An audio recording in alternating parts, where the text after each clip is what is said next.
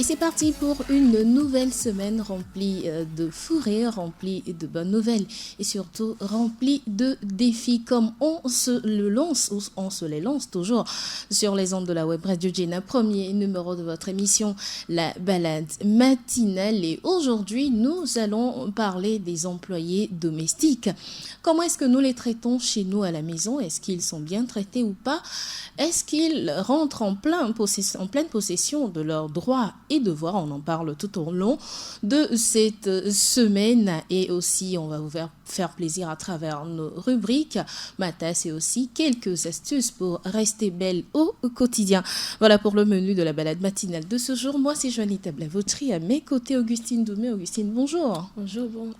Comment s'annonce cette très belle semaine? Très bien. Comme toujours, on tient le cap et surtout content de te revoir. Ah oui, c'est aussi un plaisir de vous retrouver, charmants auditeurs. Vous m'avez manqué, c'est pas possible. Vous m'avez tellement manqué, je trouve pas les mots pour dire à quel point est-ce que vous m'avez manqué.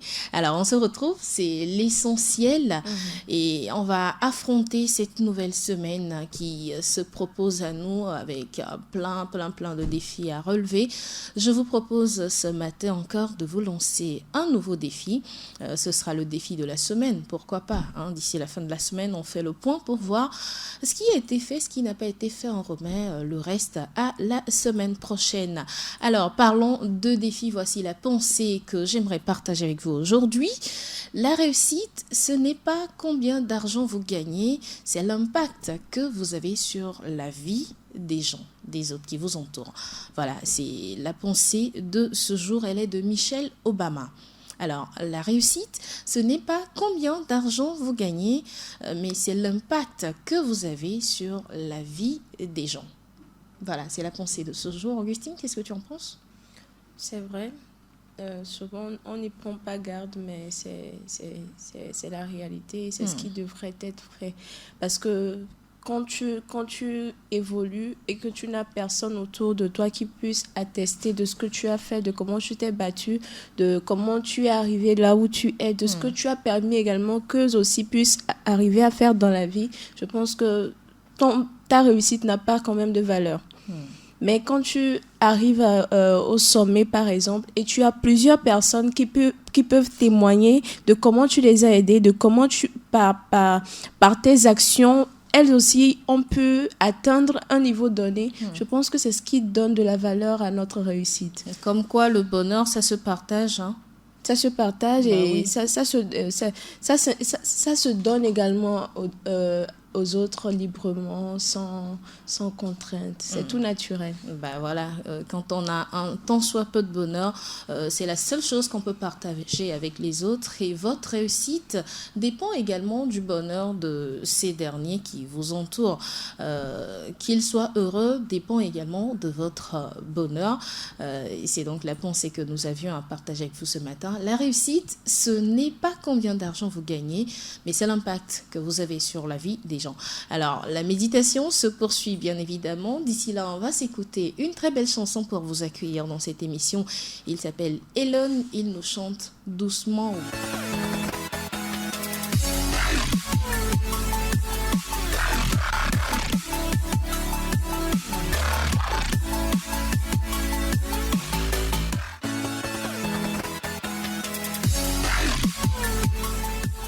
Doucement, je ne sais pas si vous avez pris le temps d'écouter ce qui se dit, les paroles de la chanson.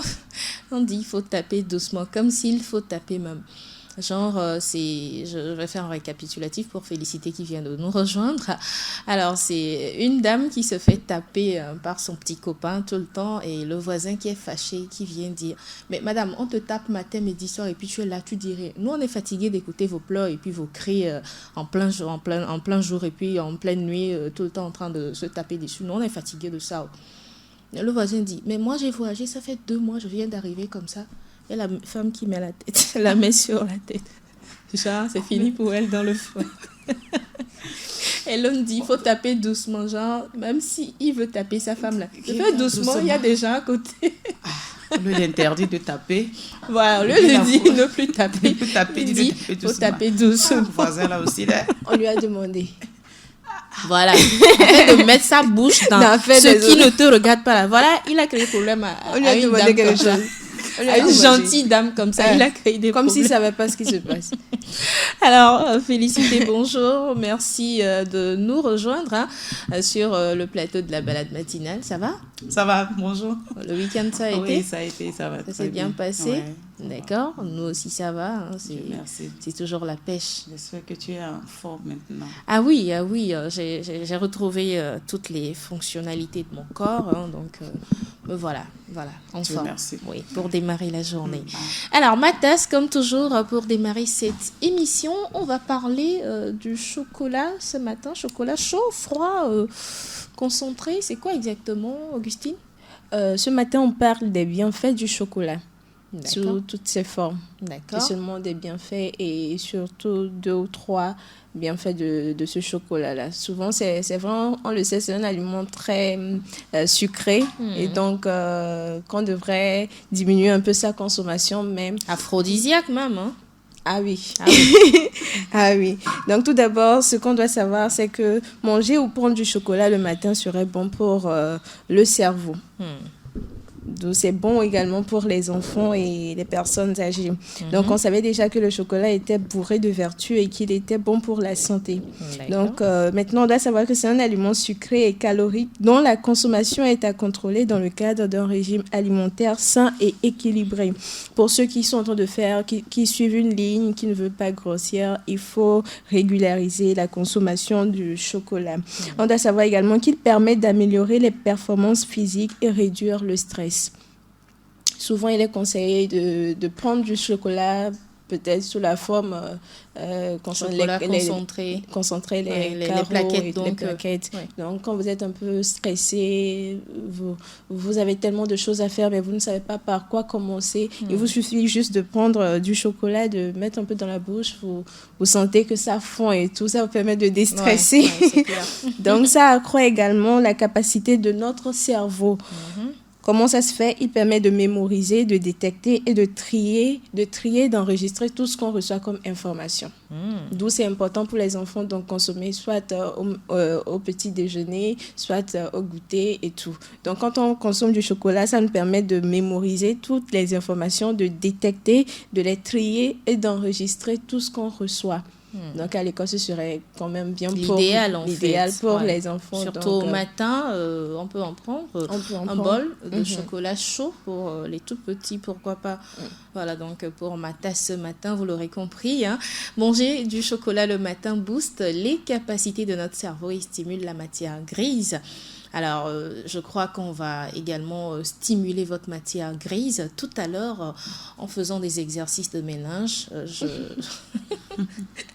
Je garde ça pour l'instant. D'ici la fin de l'émission, on va faire cet exercice-là. Alors, pour l'instant, manger, je sais pas, un carreau de chocolat ou pourquoi pas filer rapidement, vous faire une tasse de chocolat chaud, à la cantine du boulot ou même si vous êtes encore à la maison, filer à la cuisine. Merci Augustine. Je vous en prie. On va passer d'une rubrique à une autre. J'ai quelques conseils à vous donner ce matin pour ceux-là qui se réveillent avec les yeux abîmés. Alors, qu'est-ce qu'il faut faire lorsqu'on a les yeux abîmés? Il nous faut 2 jaunes d'œufs et puis de l'huile d'olive bio surtout. Alors, mélangez 2 jaunes d'œufs et 2 cuillères à café d'huile d'olive bio, puis appliquez l'ensemble de ce mélange sur les longueurs des yeux, voilà, hein, la partie donc abîmée souvent, c'est cette partie-là qui s'abîme, voilà, pour ceux qui nous regardent, voilà, c'est cette partie qui s'abîme, c'est-à-dire juste en bas, voilà, sous les yeux, c'est ce qui s'abîme.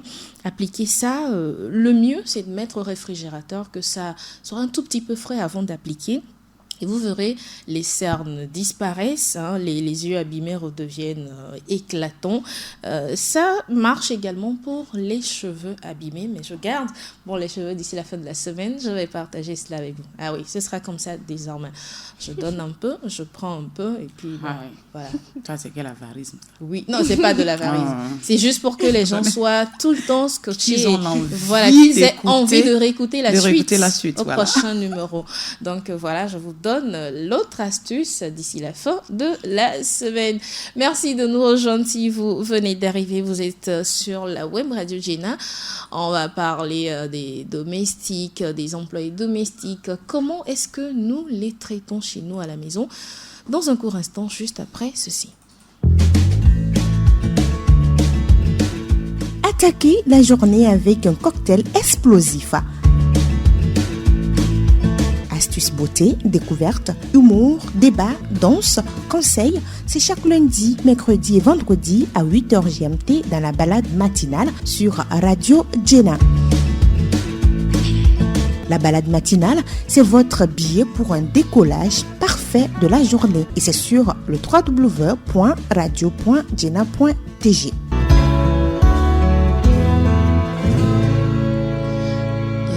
Bienvenue si vous venez de rejoindre les ondes de la web radio Jena. On parle du travail des domestiques. On sait de plus en plus aujourd'hui que presque toutes les familles font appel aux travailleurs domestiques.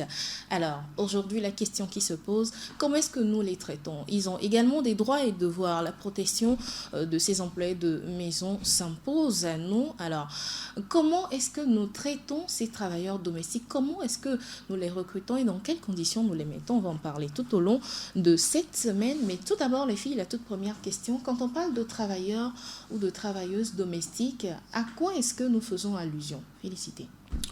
Moi, je fais allusion automatiquement à une personne qui vous vient en aide. Voilà, j'aime les appeler les aides. Aides ménagères. Oui, les aides ménagères. Puisque vous-même, vous êtes déjà ménager ou ménagère chez vous. Mais c'est parce que vous êtes vraiment en excès de travaux, votre temps ne vous permet pas de pouvoir couvrir toutes vos activités. Ouais. C'est pour ça que vous avez besoin d'aide. Et puis, cette aide ménagère qui vient vous aider, je pense que c'est une personne qui est comme vous, comme votre enfant, comme votre petite sœur, votre grande sœur, votre maman. Alors, moi, je les trouve comme, une personne qu'il faut... Qui vient vous compléter, en fait. Qui vient vous compléter. Donc, cette personne, tu lui dois du respect. Tu lui dois vraiment d'amour, puisque je dirais que sans elle, vous ne pouvez pas tout accomplir, en fait. Donc, elle est comme vous. Donc, il faut vraiment lui donner cette opportunité d'être libre et joyeuse, surtout en vous aidant exercer le métier. Librement son métier.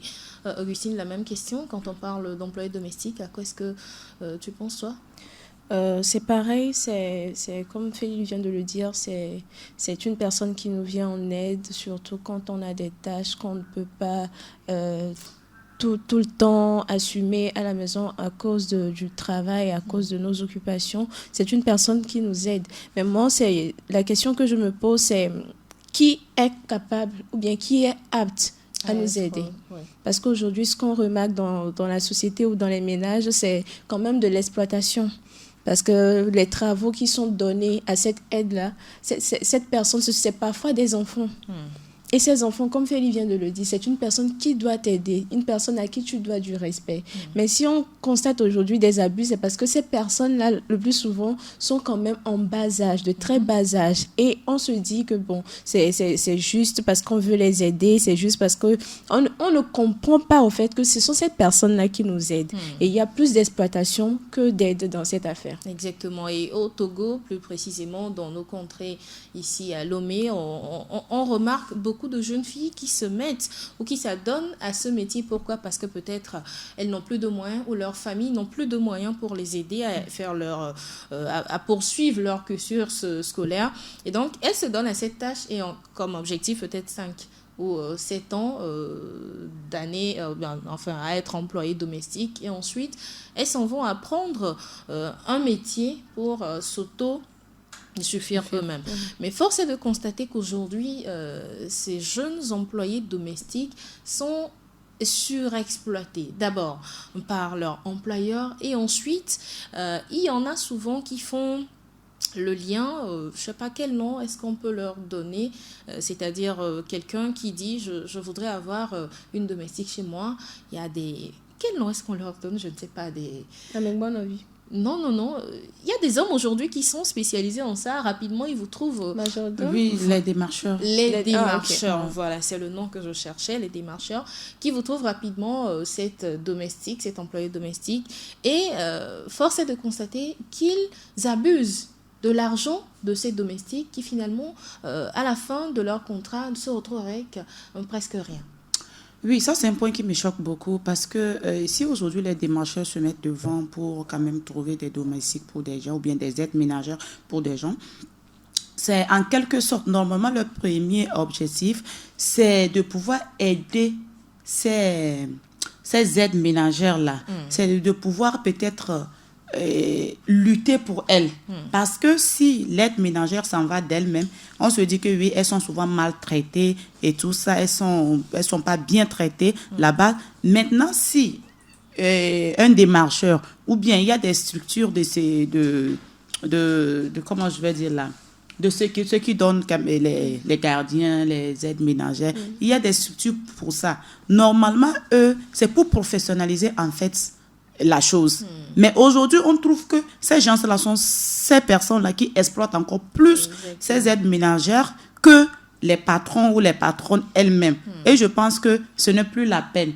Si vous avez un contrat, là-bas, c'est pour faire comprendre à la patronne que oui, voici le contrat qu'il y a entre l'aide et toi. Elle doit être payée comme ça. Mais normalement, la domestique doit savoir que oui, je suis payée comme ça. La plupart, le souci, c'est qu'elles n'ont pas tellement de niveau. C'est ça le problème. C'est ça le problème. C'est pour ça que je veux que cela soit quand même clair pour ces démarcheurs-là. Ce n'est pas parce que ces aides-là ne savent pas lire ou ne sont pas instruits on doit les maltraiter ou bien on doit en profiter sur eux. Et souvent, ces démarcheurs gagnent même plus que la personne même qui travaille, ce qui fait mal. Je pense qu'il y a un pourcentage. C'est vrai que dans tout travail, il faut quand même, il faut un bénéfice. Si vous êtes démarcheur, que vous trouvez, ok, vous, c'est peut-être 10% ou 5%, c'est bien. 10% mais ou 5% sur tout le travail qu'elle fera mensuel ou annuel, ça dépend. Ou peut-être, si c'est automatique, ici au Togo, on a une manière, quand tu veux une chambre, quand on te trouve la chambre, tu prends la chambre et tu paies un mois de, comme on appelle, de droit de visite ou bien droit, je ne sais pas. Ils paient comme ça, juste un mois et puis c'est fini.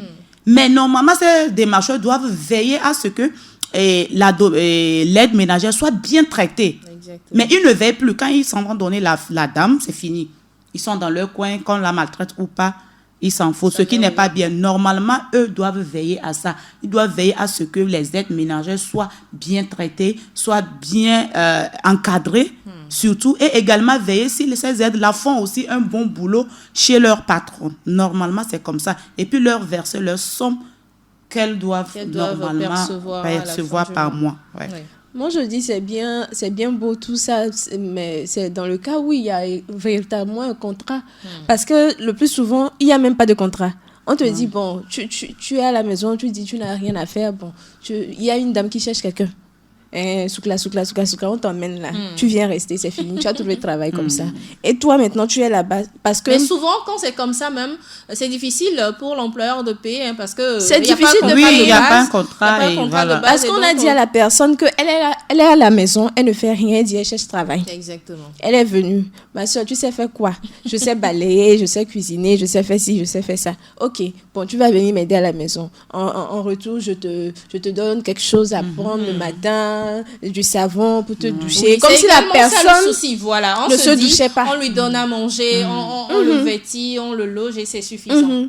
Il n'y a pas de contrat. C'est aujourd'hui, moi, je peux dire Dieu merci, il y a réglementation dans ce secteur. Il y a des sociétés maintenant qui peuvent emmener des gens et veiller. Souvent, ces sociétés veillent à ce que les ménagères soient bien traitées. Et ça, j'acclame vraiment. Mais dans le cas où c'est la précarité, on t'emmène, par exemple, c'est une sœur ou une tante du même village, vous venez de la même localité, elle te dit j'ai besoin de quelqu'un, tu es comme sa sœur, tu es comme sa nièce et tu viens chez elle, elle te dit bon, je vais t'aider, je vais te mettre quelque part, tu seras en train d'apprendre un métier et tout, et en retour tu m'aides et tout. Également. Tu viens, c'est autre chose carrément. Ouais.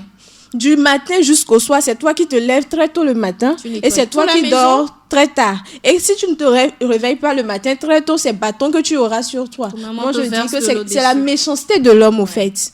C'est de la méchanceté parce que quand quelqu'un travaille pour toi, moi je dis souvent, le travail ménager, c'est un travail qui doit être vraiment, on doit remercier ces personnes au fait qui nous aident à la maison parce que sans elles là, il y a beaucoup de choses. Il y a des femmes aujourd'hui qui sont au foyer, elles ne peuvent même pas laver leur slip. Excusez-moi, mais elles ne peuvent même pas laver leur slip. Mais si c'est une fille qui vient de ton village, tu vas lui donner ces choses à faire. Quand même tu la traumatises d'abord parce que c'est sa psychologie. Demain elle peut reproduire ça, ce qui n'est pas bien ou ce qui ne serait pas bien pour son foyer parce qu'il y a des hommes qui n'aiment pas trop ça. Maintenant, tu lui fais ce genre de choses. La fille, elle prend soin de tes enfants. Et les tâches ne sont même pas réparties. La fille, elle est venue, elle est bonne à tout faire. Elle va balayer, elle va nettoyer, elle va laver les assiettes. Les grands garçons sont à la maison. Les grandes filles sont à la maison. Elles ne font rien. Et c'est la fille qui doit faire tout. Et en retour, on ne lui paie rien du tout. On lui dit, je vais te mettre dans un... Le salaire, en fait, on va en parler. Force est de constater qu'aujourd'hui, le salaire de ces employés domestiques n'atteint même pas le SMIC ou ne fait même pas parfois la moitié du SMIC au Togo. Quand on connaît un peu le SMIC au Togo, on sait c'est la méchanceté. Moi, je dis c'est la méchanceté. Il y a certaines personnes qui disent, tu viens travailler pour moi, je vais t'aider à faire ci, je vais t'aider à faire ça. La personne vient, tu constates qu'elle travaille bien pour toi. Au lieu de lui payer ça, tu te dis que si je vais lui payer, si je lui paie ça maintenant, elle va commencer par me monter sur la tête. Je dis c'est de la méchanceté. Personne ne veut vivre dans la précarité. Non. Tout le monde travaille pour quand même s'en sortir. S'il y a une personne qui vient travailler avec toi et que tu lui paies au moins 35 000, et si cette personne arrive au moins quand même à prendre dans les 35 000, à dépenser 15 000 et à économiser 20 000, que toi tu le sais, tu dis bon, elle va finir par avoir quelque chose. C'est de la méchanceté, c'est de l'envie et après c'est de la sorcellerie aussi. Oui, sorcellerie, vrai. C'est vrai que ça fait mal de voir toutes ces choses-là autour d'un être. D'un être qui est comme vous, qui travaille.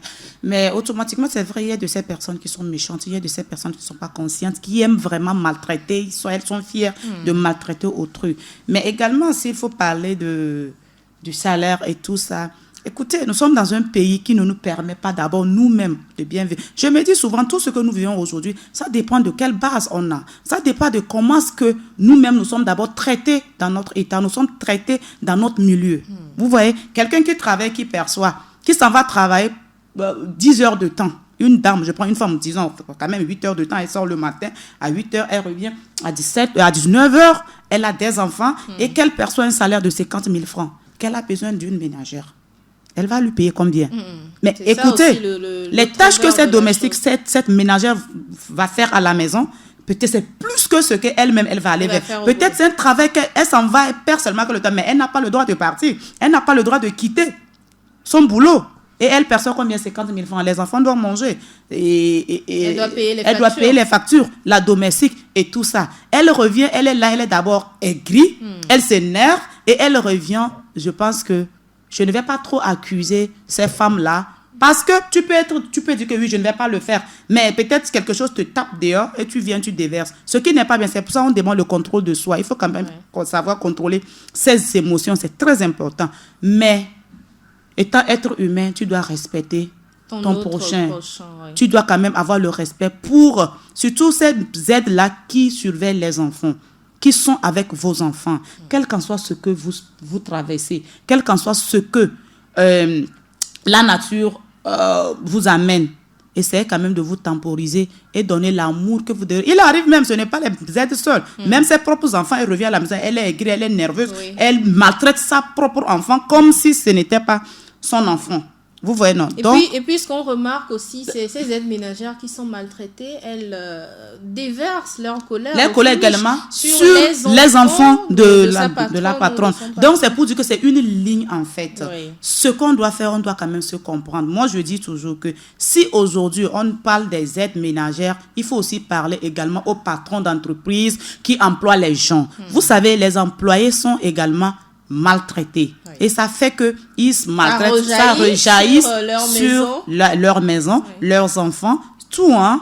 Donc, si les employeurs, les employés... En fait, ça vient du haut sommet. Ça vient du haut sommet. Si celui-là qui a créé sa société n'est pas maltraité. Vous voyez, non. Donc, c'est long. Mais moi, je ne vais pas dire que oui, parce que c'est ça que nous n'allons pas quand même avoir cette crainte de Dieu en nous. Il faut se dire que oui, je suis un être, voici Lui un aussi, être qui est, et lui aussi est exactement. un être, et savoir comment traiter. Moi, si vous me permettez, je vais donner un exemple de moi. Il fut des années que j'ai passé un moment très difficile. J'étais aigrie, j'étais devenue méchante. Pourtant, je ne suis pas de cette nature. Ouais. Mais la nature m'a transformée Les d'une autre choses manière. de Des la choses de la vie vie. m'ont transformée une année que sincèrement, même moi, mon propre enfant, j'ai maltraité l'enfant. Mais aujourd'hui, je regrette. L'aide qui était avec moi, c'était pareil. Aujourd'hui, je vous dis que ce Et elle a regret... fini par partir, je Elle est suppose. partie et ce regret ne finit jamais en moi. J'ai mal, j'ai tellement me dit que non, cette fille, et sincèrement, ce que je peux faire, dès que je rends tout ce que j'ai, et je l'ai amenée, elle vient aujourd'hui avec mes parents, tout ce que je peux faire pour elle, je fais juste pour la récompenser parce que j'ai mal. Je suis consciente de ce que j'ai eu à faire Exactement. cette fille-là parce que j'ai eu à traverser quelque Des chose moments difficiles. j'étais dépassée, en fait. Ça peut arriver à certaines femmes, mais C'est quand le même. cas aussi de vous, Mais quand même. mesdames, messieurs Donc, qui nous il faut quand même écoutez. savoir se temporiser. Oui. Et avoir, Parfois, voilà, c'est avoir une pas, conscience. c'est pas une volonté de Non. vouloir être Non. méchante ou méchant envers ses aide-employés, mais parfois, par la force des choses, on se retrouve à être, je ne sais pas, un bourreau. Ouais. Oui, à être un bourreau ou à être, je ne sais pas quel mot employer, et à rendre notre employé domestique esclave de nous. Esclave. Moi, je dis, je suis d'accord quand on parle du poids de la société et du poids de notre système, c'est vrai. Mais je me dis une chose, si tu te dis que tu n'es pas capable de prendre une domestique, ne le fais pas. Ouais. Le truc, c'est qu'on ne valorise pas ces personnes. Parce que cette personne que tu veux emmener chez toi à la maison, il y a des gens qui n'ont même pas peur. Hein. Tu emmènes quelqu'un que tu ne connais pas chez toi à la maison. Ouais. Et tu te dis que, bon, cette personne, bon, c'est juste une domestique, hein, je peux lui donner 15 000 par mois. Non. 15 000. Que toi, il y a des gens aujourd'hui qui peuvent payer 15 000, même 10 000. 000, même 5, même rien. Tu n'as même pas peur, il y en mais a, tu laisses ta clé. Rien, mais elle maltraite. Tu laisses ta clé. Ouais. Même si tu laisses pas ta clé de chambre là. Au moins, il y a le salon. Oh, il y a la le salon. cuisine. Ça, Il y a je caillou, dis- non? Il y a marteau. Je On peut dis, foncer la porte. ce cas, c'est- Tu n'as même pas peur. Tu emmènes cette personne chez toi à la maison et tu ne lui donnes pas de considération. Ouais. Moi, je dis, si tu n'as pas les moyens de le faire, tu ne le fais pas. Laisse Soit tu tomber. emmènes ta petite soeur et si c'est chaque semaine, tu vas lui donner. C'est ta petite soeur. Elle sait que quand elle se lève, même si c'est l'assiette, elle va laver. Même ta petite sœur, quand elle fait de petits boulots pour toi, il faut la récompenser. Faut la récompenser. Bien Mais sûr. si tu sais que tu n'es pas en mesure de payer convenablement une personne, faut laisser. Laisse tomber. Fille, je te dis, hein, il y a des personnes aujourd'hui qui sont en entreprise. Je ne vais pas citer d'entreprise. Elles travaillent, elles gagnent bien. Mais elles ne vont jamais te payer au-delà du SMIC. Même le SMIC, là, tu n'auras pas. Parce que juste tu es domestique. Le nom domestique qu'on donne là, c'est juste parce que tu es domestique qu'elle ne va pas te payer ça. Parce qu'elle se dit que tu ne mérites pas. Mais cette personne-là mérite même plus que ce que tu gagnes. Exactement. En fait, c'est Parfois être aussi, c'est ignorante. des idées reçues, voilà. C'est- C'est de l'ignorance. C'est de l'ignorance. C'est de l'ignorance. Une domestique, comme on le dit, qui reste chez vous, qui vous fait à manger, qui prend soin de vos enfants, qui prend soin de votre maison, votre chambre, tout ce qui est... et vous allez rentrer voir beau, joli, c'est la domestique qui le fait. Et vous voulez la maltraiter. Écoutez, mais c'est simple. Moi, je dis, si moi j'étais domestique de quelqu'un qui me maltraite, non, Toi, ça tu vas serait te très prendre un beau. domestique. Non, moi, Est-ce qu'il va te prendre toi comme domestique? Genre, la personne est tombée sur la tête ou comment? non, sérieux. Moi, je te fais à manger, tu manges. Tu manges, mais tu me refuses ce même plat de manger. De manger. C'est être ignorante. Ouais. Oui. Si vous traitez bien votre domestique, je vous jure que votre maison serait bien traitée. Ouais. La domestique, elle est capable de tout. Aujourd'hui, quand j'entends des dames dire que oui, cette domestique m'a fait ci, elle a failli m'empoisonner, mais elle va Et t'empoisonner. là, quoi, non? Elle a, ben, C'est souvent Là, les quoi, mots la qui fille de sortent. Quento. Ouais. elle a quoi dans le ficon? Là, quoi, la vie de Mais Quento. où? Non, c'est toi qui pousse la domestique à te maltraiter en fait. Vous croyez que maltraiter la chair d'une domestique, genre vous avez gagné ça, mais elle peut maltraiter votre vie.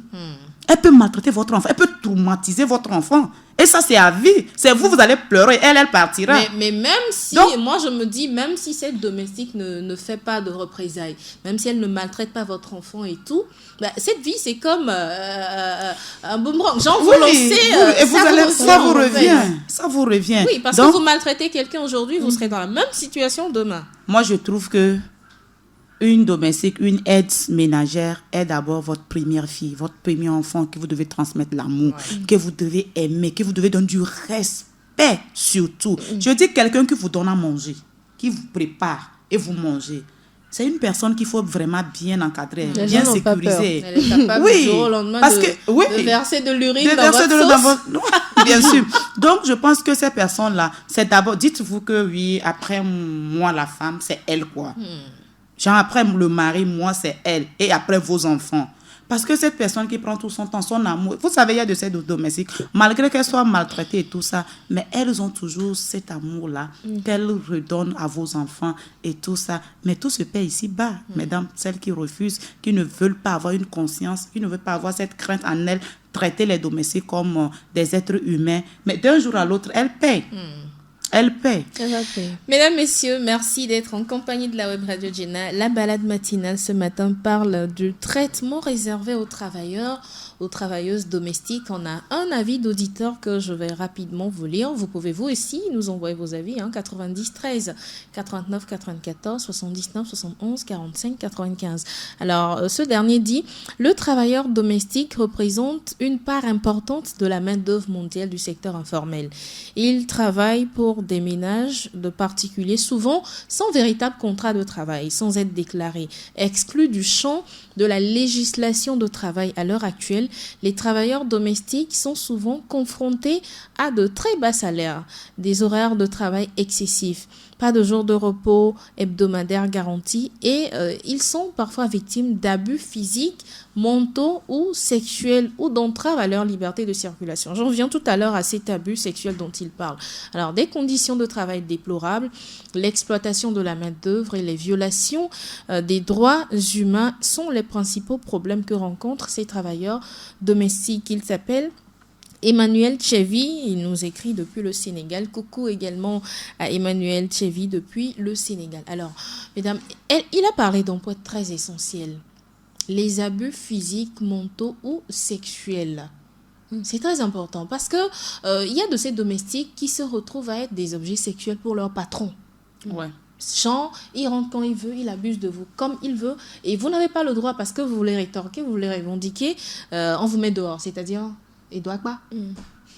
Moi, je dis c'est la triste réalité et ça dépend de la patronne de la maison. Comment Non, parfois elle n'est pas au courant. Elle peut ne pas être au courant. Elle peut ne pas être au courant, mais ça dépend de la gestion qu'elle fait de son foyer. Par exemple, tu emmènes une personne chez toi à la maison. Oui, mais moi, je dirais même qu'une aide peut arriver qu'il n'y a pas une femme. Peut-être elle est l'aide ménagère d'un homme. D'accord. Et c'est ça on exclut ce cas, mais je pense que la femme doit quand même veiller à ça. Parce que le plus souvent, quand les domestiques viennent, on ne discute pas avec elles. Fais ci, fais ça, fais ci, fais ça, c'est tout. C'est seulement les ordres. Mais qu'est-ce que tu ressens ? Est-ce que tu es bien traité ? Est-ce que quelqu'un te fait ci ? Est-ce que quelqu'un te fait ça ? Même discuter de temps en temps avec cette dernière lui permet quand même de se sentir en famille. Ouais. Et s'il y a un problème, je pense qu'elle peut rapidement s'approcher de toi pour la faire venir. Dans le cas où c'est toi la dame, parce que c'est souvent les dames qui demandent de l'aide auprès de leur mari et les maris acceptent. Je pense que c'est un sujet que la femme ne se lève pas. Si elle est mariée, si c'est un couple, ça ne se décide pas seulement individuellement, mais c'est ensemble qu'on prend ces décisions. Et si la personne arrive, c'est par le biais de la femme.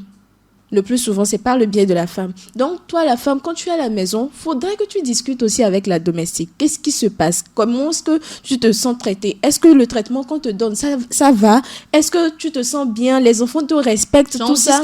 Discuter avec cette dernière. C'est créer en même temps un cadre de communication qui lui permettra de parler quand il y a toute éventualité. Parce que ce genre de situation, c'est parce que l'homme sait que la femme, là même là, et c'est pas ce qui se passe dans sa maison.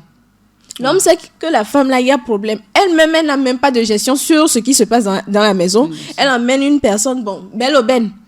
Elle-même, elle n'est pas là. Et il y a problème entre elle et son mari.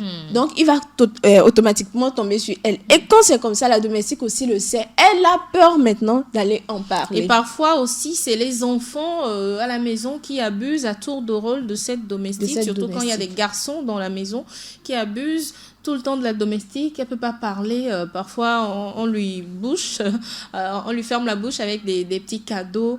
Et elle se dit, ah bon, comment faire? Je prends ça comme ça. Et elle sait que si elle va vers la dame même, elle n'aura pas gain de cause parce que la femme même, elle connaît son caractère. Mais c'est difficile.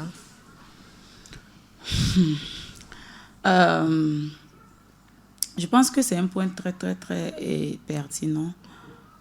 Une domestique qui se fait violenter sexuellement par peut-être son patron et tout ça. C'est juste parce qu'il a dit ça, c'est juste parce que il n'y a pas de contrat. Il n'y a pas, même personne même si c'est verbal. Même si c'est verbal et tout ça, elle va aller se confier à qui? Elle ira parler à qui? Mais c'est pour ça, moi, je dis souvent qu'une aide, normalement, n'est pas trop faite d'arriver, passer la nuit chez son patron. Une aide ménagère, elle vient le matin, elle travaille. Quand elle finit son boulot, elle part. Mais c'est juste parce que j'ai parlé des conditions de chez nous et les conditions qui ne permettent pas peut-être à cette aide-là d'aller louer elle-même une maison, de vivre où elle veut, ce qui fait qu'elles sont souvent obligées de vivre sous le toit de leur patron. Et imaginez-vous, si, comme j'avais dit, un homme qui n'a pas de femme et qui a une aide ménagère, qui passe les nuits chez lui et que c'est un homme, je ne sais pas, malade, il est malade mentalement, il va quand même abuser. Mais moi, je dis, ce n'est pas parce que on se dit très pauvre ou bien on se dit pauvre qu'on doit quand même accepter se laisser faire. Oui. Une domestique, il tente une fois, mais il faut s'enfuir. Aujourd'hui, c'est vrai, il y a des ONG. S'enfuir n'est pas aussi la solution, il faut affronter le problème. Hein. Mais si tu n'as pas la force, tu peux partir, tu t'en vas voir le voisin. Et puis, moi, j'apprécie beaucoup ces ONG-là, ces organisations-là qui sont là, qui luttent contre la violence des enfants, des femmes et tout ça. C'est bien. C'est parce que souvent, ces domestiques ne sont pas trop informés. Elles ne savent pas que si je suis maltraitée, je peux même aller me plaindre. Oui. Elles ne savent pas. Et moi, je dirais que peut-être avec nous, avec tout ce qu'on a comme médias, on peut quand même souvent véhiculer ce message-là, que ces domestiques, qu'elles quand même reconnaissent qu'elles ont des droits. Et puis être sensibilisées, pourquoi pas, de temps en temps. Il faut qu'on leur sensibilise. Voilà. Quand elles savent ça, si le monsieur tente une fois, je pense qu'elle peut quand même aller se plaindre, même si elle ne peut pas aller où, mais le voisin, là, elle peut aller voir le voisin. Nadia aussi disait que oui, il y a des femmes qui sont à la maison, mais qui s'en foutent, elles ne donnent pas. C'est pour ça qu'il faut donner l'opportunité aux aides ménagères. Il faut communiquer. Il faut donner la libre expression à vos enfants, tout comme à vos aides ménagères, qu'elles puissent s'exprimer, qu'elles puissent vous causer. Mais quand vous ne donnez pas la faille, quand vous êtes vraiment méchante envers elle, elle ne parlera pas, elle aura peur d'extérioriser ce qu'elle a au cœur, en elle et tout ça. Donc, moi, je dis toujours que si vous voulez connaître quelqu'un, il faut communiquer. Il faut être d'abord ouverte envers cette personne pour que cette personne aussi s'ouvre à vous. La question que j'aimerais également poser, est-ce que, à ce jour, aujourd'hui, est-ce qu'on peut se passer d'aide ménagère? Est-ce qu'on peut ne pas en avoir chez soi aujourd'hui? On peut si on le veut. Aujourd'hui, excusez-moi, il y a de ces femmes, elles n'ont rien à faire. Il n'y a même pas de travail à la maison. Mais elles veulent domestique. Pourquoi? Tu veux pourquoi? Elle veut problème. C'est problème, elle cherche. Sinon, moi je dis, celle qui a besoin d'une aide ménagère, c'est celle-là qui a une activité en plus de son activité qu'elle a. Et elle trouve que j'ai beaucoup de tâches. Je prends un exemple. Tu es d'abord au foyer, tu as des enfants, le mari, et tu n'as pas de boulot dehors. Tu as besoin de ménager. Pourquoi? Tu es mon mari. Même si c'est 10 enfants. Les 10 enfants et moi et mon mari. Tu n'as pas de boulot dehors. Tu n'es pas fonctionnaire. Tu es à la maison. Mais tu es quoi? Tu es ménagère. C'est pour ça que ces femmes, on les appelle des ménagères. Oui, tu n'as pas besoin de domestique. Tu peux prendre soin de tes enfants, prendre soin de ton mari, c'est bon. Maintenant, s'il arrivait que tu as un boulot, à part tes enfants, à part le ménage, et que tu dois aller au boulot à 8h, tu rentres à 17h, et que les enfants doivent tous aller à l'école également, que le mari doit aller au boulot, tu n'as pas besoin de ménagère. Tu n'as pas besoin de ménagère. Maintenant, s'il y a peut-être un tout petit enfant qui ne va pas d'abord à l'école et que toi, tu dois aller à l'école, si tu es au boulot, si tu as du travail, si tu as un boulot qui te permet de gagner assez, un gros salaire. Mais amène cet enfant-là à la crèche, va le laisser là-bas. Tu n'as pas aussi besoin d'une aide ménagère. Maintenant, s'il arrivait que tu sais comme ça et que tu as encore une autre activité, tu te dis que, ok, j'ai peut-être une boutique, tu vends des choses et tout ça à la maison, et que c'est à la maison, tu peux, dans ce cas, peut-être avoir une aide. Mais cette aide-là vient dès que tu rentres, elle part. C'est comme ça. Elle ne reste pas dormir chez toi. Elle ne reste pas dormir chez toi. Mais il faut l'aimer. Tes enfants là même vont faire quoi à la maison? Quand ils reviennent à la maison le soir, ils vont t'aider à travailler, ils vont t'aider comme ça, même ça fait que le couple est... Donc en fait, pour toi, on peut se passer de... On peut se passer de... Oui, on peut.